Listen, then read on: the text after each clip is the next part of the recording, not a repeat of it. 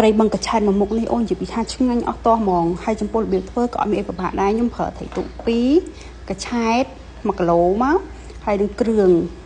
នេះគឺខ្ញុំមានថែមជាខ្ទឹមក្រហមម្ទេសឆ្អើរច្រាមឲ្យម៉ត់មកកាពិនិងខ្ទិះដូងហើយដំបូងឡើយគឺយើងដាក់បំពងត្រីសិនមកត្រីនេះខ្ញុំប្រើត្រីទូ2ហ្នឹងគឺមួយខ្ញុំសម្រាប់បេះសាច់យកមកបុកដាក់ទឹកឲ្យវាខាប់ហើយមួយទៀតយើងញ៉ាំសាច់តមកទៀតខ្ញុំឆាម្ទេសឆ្អើរនេះឲ្យវាឡើងប្រេងនិងក្រហមបន្តិចសិនមកបានដាក់គ្រឿងចូលគ្រឿងគឺយកទៅកិនឲ្យវាម៉ត់មកបុកក៏បានដែរបុកឲ្យឈ្ងុយល្អជាងកិនណាតែខ្ញុំខ្ជិលកិនទៅលឿនតមកទៀតដាក់កាពិមកចុងសុភាបាយមកហើយខ្ញុំដាក់ខ្ទិះដូងម្ដងបន្តិចដើម្បីបំពន់គ្រឿងជាមួយនឹងកាពិហ្នឹងឲ្យវាចូលសព្វគ្នាបានល្អហើយខ្ញុំដាក់គ្រឿងទេសមានរ៉ូឌីប៊ីចេងទឹកប្រេងខ្យងហើយនឹងស្ករត្នោតខ្មែរខ្ញុំដាក់តែប៉ុណ្្នឹងឯងខ្ញុំអត់មានដាក់ទឹកត្រីអត់ដាក់អំបិលទេព្រោះកាពិហ្នឹងវានឹងប្រៃហើយអញ្ចឹងបន្តមកទៀតគឺដាក់ខ្ទិះដូងហ្នឹងកន្លះកូនចានកូរឲ្យវាសព្វសិនបានខ្ញុំដាក់ថែមកន្លះកូនចានទៀតចូលទៅ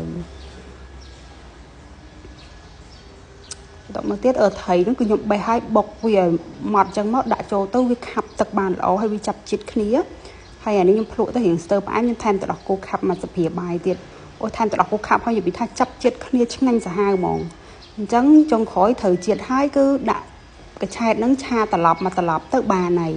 យើងអាចដួសដាក់ចានរៀបដាក់ចានមកញ៉ាំក្តៅអីទៅឆ្ងាញ់ហ្មង